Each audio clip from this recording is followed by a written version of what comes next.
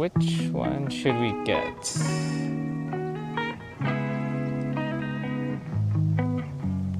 I think I want to go for this one.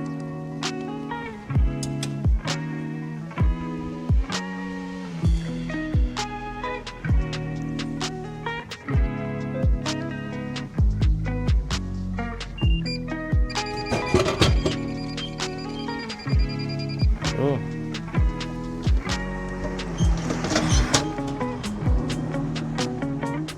For our first episode of exploring the Japanese countryside on two wheels, we have the Honda CL250 E-Clutch edition. That's 249cc liquid-cooled single-cylinder engine,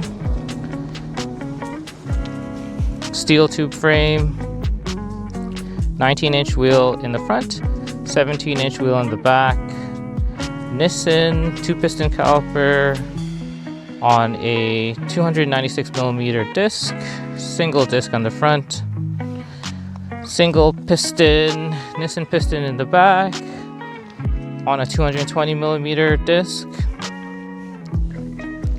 twin shock absorbers, non-adjustable,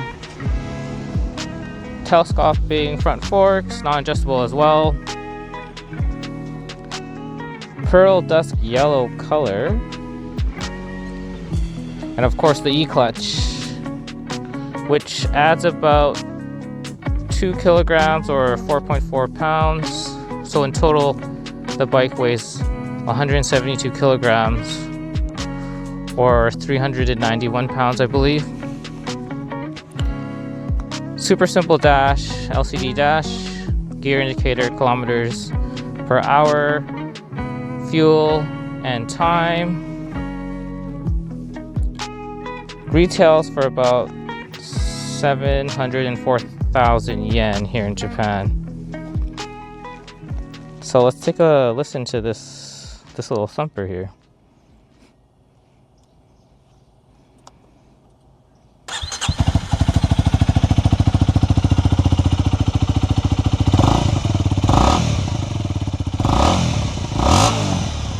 .24 horsepower, 17 pounds of torque. That's pretty much it.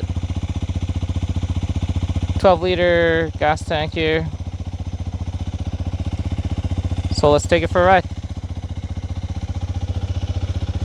Today we're going to Sasagamine, which is a scenic drive up Mount Miyoko. So E-Clutch, I'm going to try not to touch the clutch at all. And you can see if I shift into first gear, I don't stall. So let's go!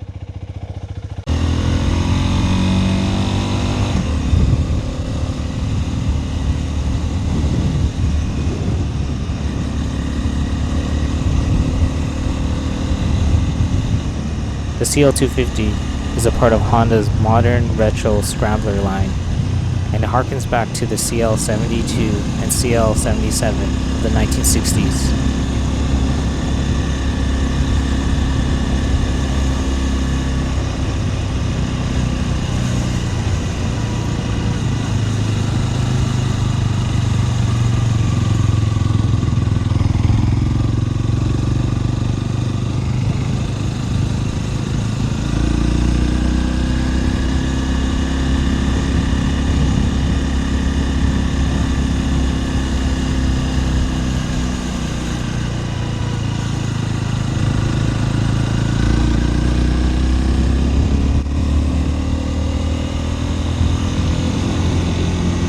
mountain.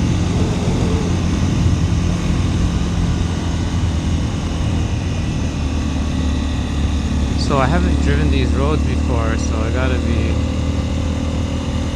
pretty careful. Just take it pretty easy.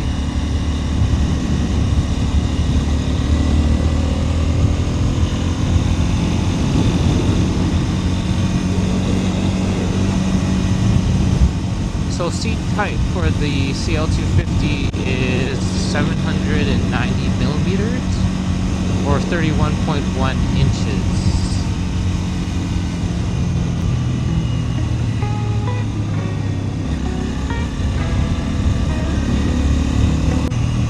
My family and I recently moved to the countryside of Japan from Canada. I thought, what a great opportunity for me to ride bikes not available in Canada and see the countryside at the same time.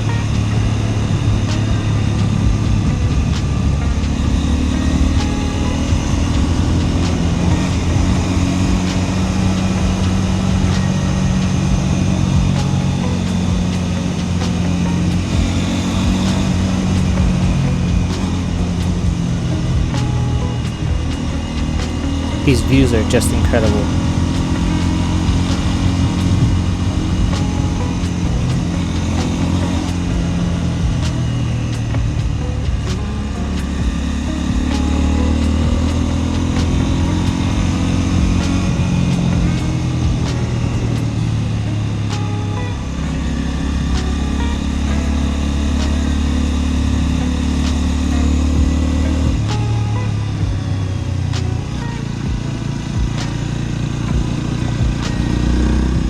Coming from Canada, where 250cc motorcycles aren't very prevalent, I couldn't help but find the CL250 a little bit underpowered, especially when trying to climb up the mountain.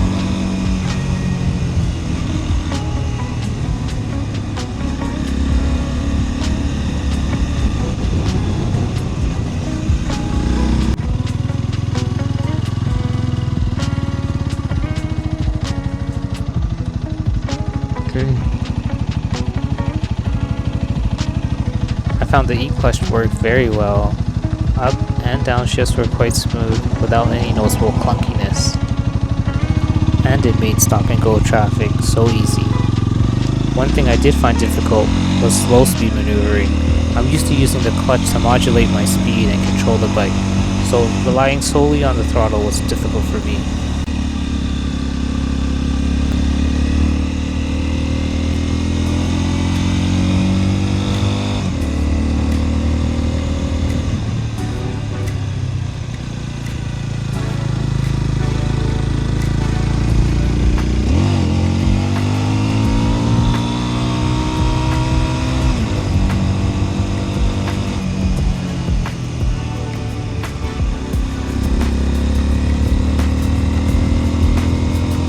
Here we are at the base of Sasagamine Kogen, or Sasagamine Plateau.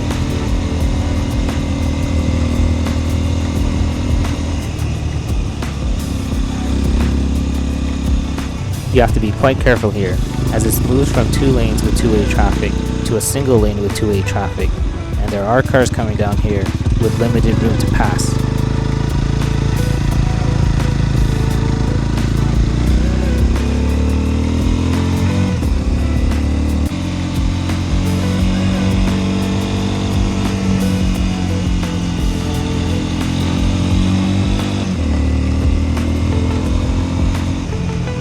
It's also quite important to be in the right gear when climbing up this mountain on a little 250.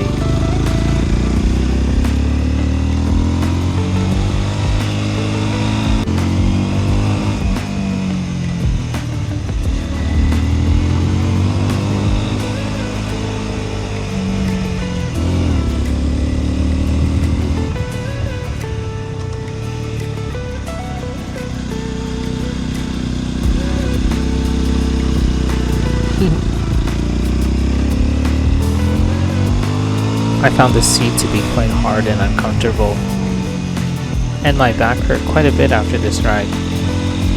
For me, the narrow gas tank was not easy to squeeze between my knees to allow me to rest my upper body.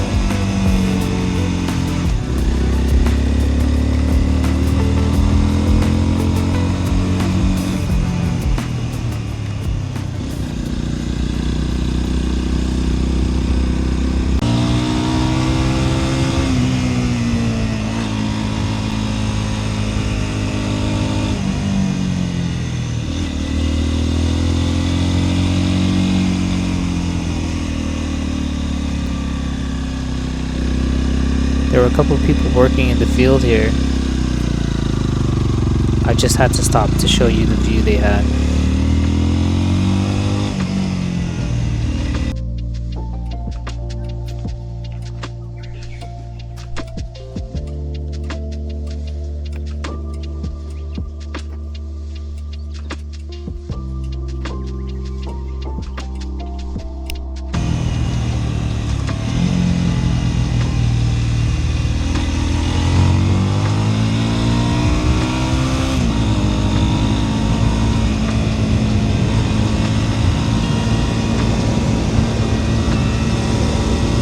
Sasagamine Plateau is 1,300 meters above sea level and is a part of the Myoko mountain range in the Niigata prefecture.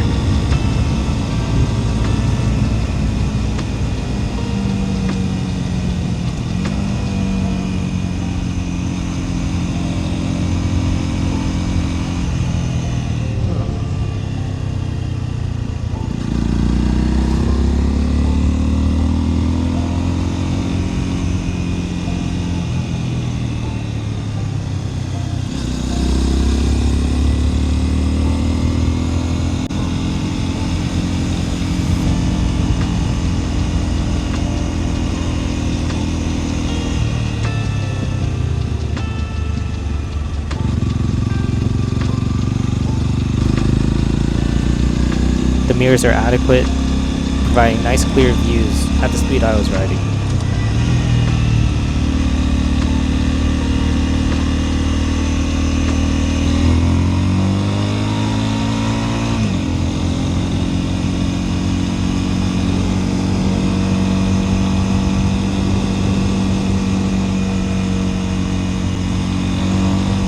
I did find the bike very tippy. Even on its side stand, it wanted to tip to the right with the slightest touch.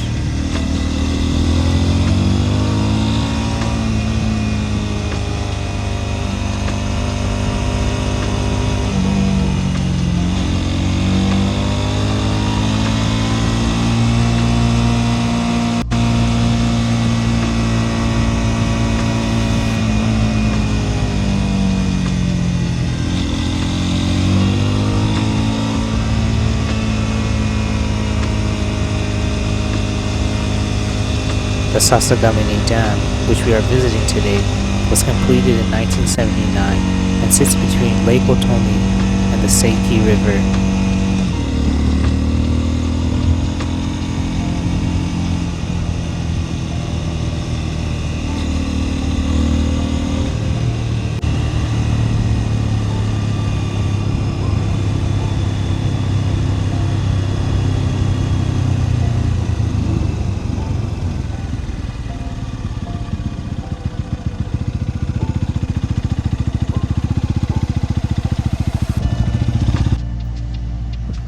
Took a short break here to enjoy the views, and of course use the washroom before heading back down the mountain.